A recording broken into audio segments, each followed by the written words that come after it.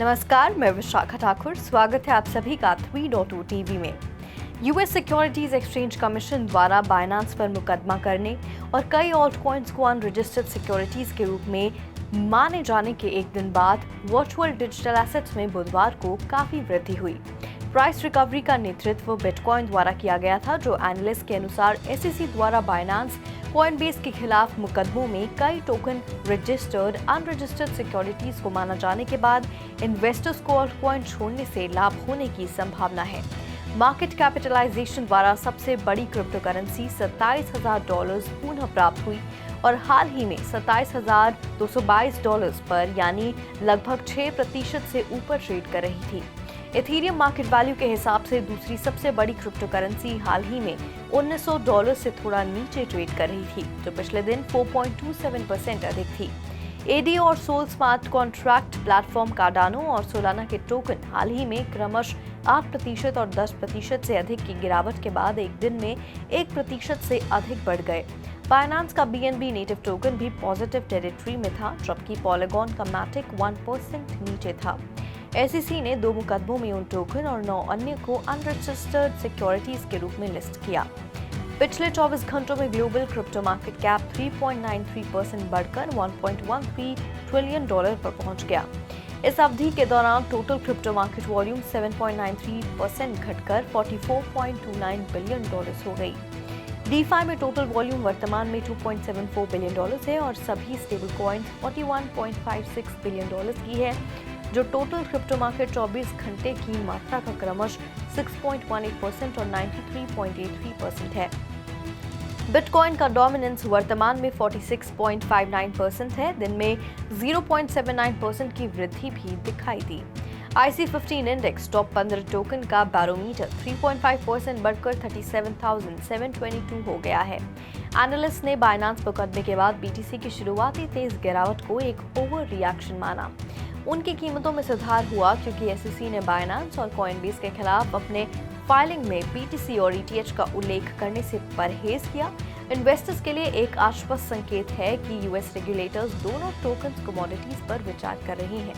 UK के prime minister Rishi Sunak के एक एडवाइजर के अनुसार आर्टिफिशियल इंटेलिजेंस सिस्टम अगले 2 वर्षों में कई मनुष्यों को मारने के लिए पर्याप्त शक्तिशाली बनने की गति पर है। विशेष रूप से मैट क्लिफोर्ड वर्तमान में सरकार के फाउंडेशन मॉडल टास्क फोर्स में प्राइम मिनिस्टर के रिप्रेजेंटेटिव हैं, जो ChatGPT और गूगल बार्ड जैसे एआई लैंग्वेज मॉडल्स की तलाश कर रहा है। वे एडवांस्ड रिसर्च और इन्वेंशन एजेंसी के चेयरमैन के रूप में कार्य करते हैं। टॉक टीवी इंटरव्यू के दौरान मिस्टर क्लिफोर्ड ने कहा कि एआई में साइबर और बायोलॉजिकल वेपन्स बनाने की क्षमता है, जिसके परिणाम स्वरूप कई मौतें हो सकती हैं।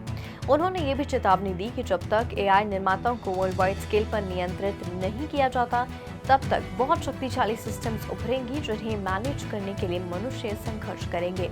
मंगलवार को जारी एक प्राइवेट सर्वे में भारत में जागरूकता की कमी और आर्टिफिशियल इंटेलिजेंस टूल्स के रिस्ट्रिक्टेड यूज पर प्रकाश डाला गया है, जिसमें खुलासा किया गया है कि 88% भारतीय इन क्षमताओं से अनजान है। सर्वे में शामिल अन्य 9% लोग इन उपकरणों के बारे में जानते हैं, लेकिन उनका उपयोग नहीं कर सकते। Consumer data analytics firm axis माई इंडिया द्वारा प्रकाशित इंडिया कंज्यूमर सेंटिमेंट इंडेक्स के अनुसार केवल 1% रिस्पोंडेंट्स ने कहा कि वे डेली बेसिस पर एआई प्रोडक्ट का उपयोग करते हैं। 9,567 रिस्पोंडेंट्स में से 1% इन टूल्स का कभी कभार उपयोग करते हैं, जबकि अन्य प्रतिशत इनका उपयोग शायद ही कभी करते हैं। इसके अलावा 26% जो इन टूल्स के बारे में जानते थे, उनका मानना है कि उनमें ह्यूमन ऑक्यूपेशंस को बदलने की क्षमता है। सर्वेक्षण में शामिल 25% लोग असहमत थे। बाकी 49% का मानना है कि एआई केवल रिपीटेटिव या ऑर्डिनरी टास्क को रिप्लेस कर सकता है। 28% रिस्पोंडेंट्स ने एआई टेक्नोलॉजीज का डेली, ओकेजनल या फिर इनफ्रीक्वेंट बेसिस पर उपयोग करने पर सहमति व्यक्त की। उन्होंने कहा कि इससे वर्कप्लेसेस और एजुकेशनल इंस्टीट्यूशंस में एफिशिएंसी और प्रोडक्टिविटी में भी सुधार करने में मदद मिली है। अन्य 22% ने दावा किया है कि ये प्रोडक्ट्स उन्हें काम का बोझ कम करने और समय बचाने में मदद करते हैं। एआई कैमरा सोमवार को केरल में लाइव हो गए और रिपोर्ट्स के अनुसार ऑपरेशन के पहले 12 घंटों में 38,520 उल्लंघन दर्ज किए गए, जबकि कोलाम में सबसे अधिक केसेस थे। ट्रैफिक वायलेटर्स के खिलाफ 4,778 चालान जारी किए गए। मलप्पुरम में 545 के साथ सबसे कम केसेस थे। कोलम, तिरुवनंतपुरम, त्रिशूर, कन्नूर, कोट्टायम, एर्नाकुलम, कोझिकोड, इडुक्की, आलापुझा, पठनीथिट्टा, वायनाड, पलक्कड़, कासरगोड और मलप्पुरम इन जिलों में 5 जून को सुबह 8 बजे से रात 8 बजे के बीच उल्लंघन की सूचना मिली थी।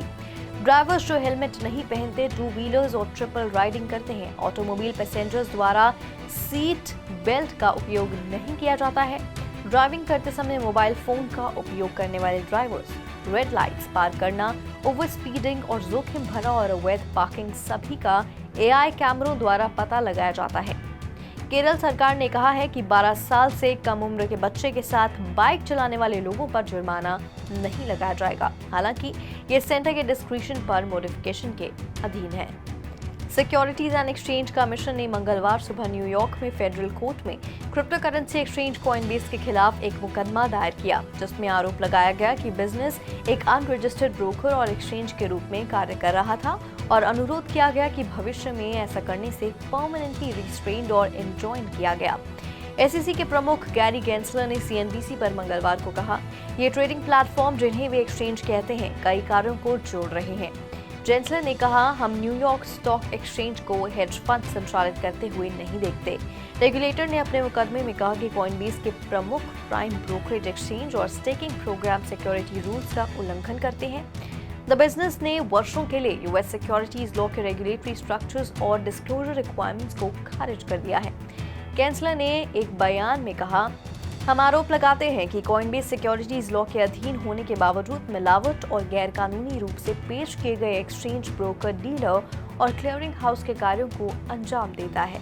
Tokens.com कॉर्प एक पब्लिकली ट्रेड करने वाली कंपनी है जो वेब3 बिजनेसेस का निर्माण करती है और एक डिजिटल एसेट इन्वेंट्री को ओन किया है कि उसे ये घोषणा करते हुए प्रसन्नता हो रही है उसने मेटावर्स ग्रुप लिमिटेड के माइनॉरिटी शेयर होल्डर्स से सभी जारी किए गए और आउटस्टैंडिंग शेयर्स का अधिग्रहण पूरा कर लिया है, जो कंपनी के पास पहले से नहीं है। इसके अलावा मेटावर्स ग्रुप ने अपने विस्तारित बिजनेस ब्रांडिंग को रिप्रेजेंट करने के लिए एक नई वेबसाइट metaversegroup.com विकसित किया है। Tokens.com ने मेटावर्स ग्रुप के स्टॉक होल्डर शेयर्स, ऑप्शंस और आरएसयूज जारी किए। 2 ऑर्गेनाइजेशंस के विलय से दोनों एंटिटीज के बीच तालमेल बढ़ेगा, विशेष रूप से हल्क लैब्स, Tokens.com की गेमिंग यूनिट। हल्क लैब्स की गेमिफिकेशन क्षमताओं से मेटावर्स ग्रुप की कस्टमर सर्विसेज में सुधार होगा। मर्जर नए इमर्सिव मेटावर्स अनुभवों के निर्माण की अनुमति देगा जो गेमिंग और वर्चुअल रियलिटी का सबसे अच्छा कंबाइन करते हैं। इसके अलावा मर्जर की वजह से corporate overhead, investor relations, public relations और ह्यूमन रिसोर्सेज में महत्वपूर्ण तालमेल का अनुमान लगाया गया है। बिटनाइल मेटावर्स ने आज घोषणा की है कि इसके मेटावर्स प्लेटफॉर्म bitnile.com ने सोशल गेमिंग में उपयोग किए जाने वाले इन वर्ल्ड पॉइंट्स की सेल से और इमर्सिव एडवर्टाइजिंग से रेवेन्यू जनरेट करना शुरू कर दिया है, जो कंपनी के स्ट्रैटेजिक मोनेटाइजेशन स्ट्रैटेजी के लिए एक सिग्निफिकेंट माइलस्टोन है। बिटनाइल मेटावर्स ने हाल ही में प्लेटफॉर्म पर रोले की रिलीज के साथ सोशल गेमिंग की शुरुआत की, जो यूजर्स को स्वीपस्टेक मॉडल के माध्यम से फन या रियल मनी प्राइजेस के लिए खेलने का अवसर प्रदान करता है। प्लेटफॉर्म में कॉइन पैकेज की शुरुआत जिसे यूजर्स अलग अलग डिनोमिनेशंस में खरीद सकते हैं, इसने कंपनी के लिए एक रेवेन्यू स्ट्रीम जनरेट किया है। अन्य पॉपुलर सोशल गेम्स जैसे ब्लैक जैक और स्लॉट्स करंटली अंडर डेवलपमेंट है और इससे रेवेन्यू में वृद्धि होने की भी उम्मीद है। bitnile.com ने एडवर्टाइजिंग रेवेन्यू को पहचानना भी शुरू कर दिया है, जो कंपनी के मेटावर्स प्लेटफॉर्म के मोनेटाइज की बड़ी योजना के अनुरूप है। स्ट्रैटेजी में पर्सनलाइज्ड एडवर्टाइजिंग और पार्टनरशिप्स एंड नेटवर्क्स के साथ पार्टनरशिप शामिल है। bitnile.com के मेटावर्स के भीतर विकसित अद्वितीय एडवर्टाइजिंग इकोसिस्टम मार्केटर्स को एक्टिवली एंगेज्ड ऑडियंस के लिए जोखिम प्रदान करता है, जिससे एडवर्टाइजिंग रेवेन्यू में वृद्धि होती है। bitnile मेटावर्स अपनी होली ओन सब्सिडरी bitnile.com के माध्यम से प्लेटफॉर्म को ओन करता है और ऑपरेट भी करता है। US securities and exchange commission द्वारा दुनिया के सबसे बड़े क्रिप्टो एक्सचेंज पर मुकदमा दायर किए जाने के एक दिन बाद एनालिटिक्स फर्म नानसन के अनुसार पिछले 24 घंटों में इन्वेस्टर्स ने बाइनेंस से $780 मिलियन वापस ले लिए हैं। नैनसन के अनुसार इसी अवधि के दौरान बाइनांस के यूएस एफिलिएट एक्सचेंज ने $13 मिलियन का नेट आउटफ्लो देखा। यूनाइटेड स्टेट्स से प्रतिक्रिया के अनुरोध का तुरंत जवाब दिया गया। सिक्योरिटीज एंड एक्सचेंज कमीशन ने घोषणा की कि कॉइनबेस के शेयर सोमवार को 10.3% गिर गए। ये घोषणा की गई है कि ये फेडरल सिक्योरिटीज लेजिस्लेशन का उल्लंघन करने के लिए बाइनांस पर मुकदमा कर रहा है। फाइलिंग को पब्लिक किए जाने के तुरंत बाद कॉइनबेस स्टॉक 5% से अधिक गिर गया और तब से इसमें ये गिरावट जारी है। इस बीच बिटकॉइन की वैल्यू 5% से अधिक घटकर $26,000 से नीचे आई। माइक्रो स्ट्रैटेजी के शेयर, जिसकी बैलेंस शीट पर बड़ी मात्रा में बिटकॉइन है, जो लगभग 9% गिर गए, जैसा कि अन्य बिटकॉइन माइनिंग कंपनीज के शेयरों में हुआ।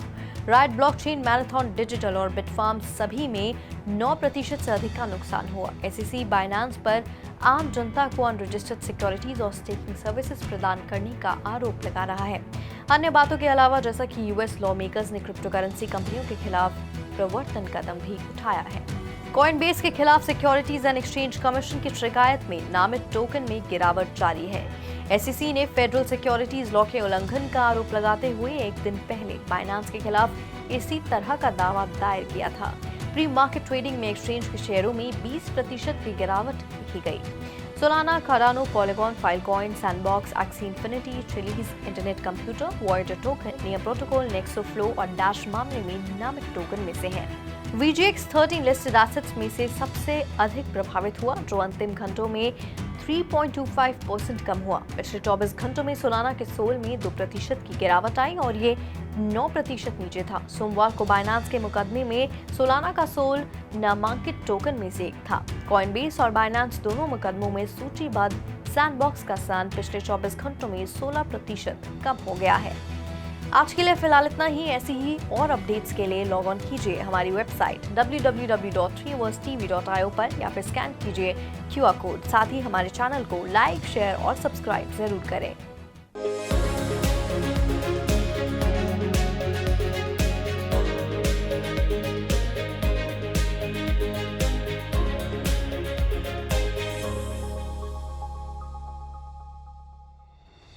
Virtual digital assets on Wednesday rebounded sharply, a day after the US Securities Exchange Commission sued Binance and deemed multiple altcoins unregistered securities. The price recovery was led by Bitcoin, which, as per analysts, is likely to benefit from investors ditching altcoins after the SEC deemed multiple tokens unregistered securities in lawsuits against Binance Coinbase. The largest cryptocurrency by market capitalization reclaimed $27,000 and was recently changing hands nearly 6% higher at $27,222. Ethereum, the second largest crypto by market value, was recently trading slightly below $1,900, up 4.27% from previous day. ADA and Sol, the tokens of the smart contract platforms Cardano and Solana, recently rose more than 1% a day after plunging more than 8% and 10% respectively. Binance's BNB native token was also in positive territory, while Polygon's Matic was down 1%. The SEC listed those tokens and 9 others as unregistered securities in the 2 lawsuits. The global crypto market cap gained 3.93% to reach $1.13 trillion over the last 24 hours. The total crypto market volume declined 7.93% to $44.29 billion during the period. The total volume in DeFi is currently $2.74 billion, and that of all stablecoins, $41.56 billion, account for 6.818% and 93.83% respectively of the total crypto market 24-hour volume. Bitcoin's dominance is currently 46.59%, an increase of 0.79% over the day. IC15 index, the barometer of top 15 tokens, has surged 3.5% to 37,722. Analysts deemed BTC's initial steep decline following the Binance lawsuit an overreaction. Their prices recovered as the SEC avoided mentioning BTC and ETH in its filings against Binance and Coinbase, a reassuring sign for investors that US regulators consider both tokens commodities.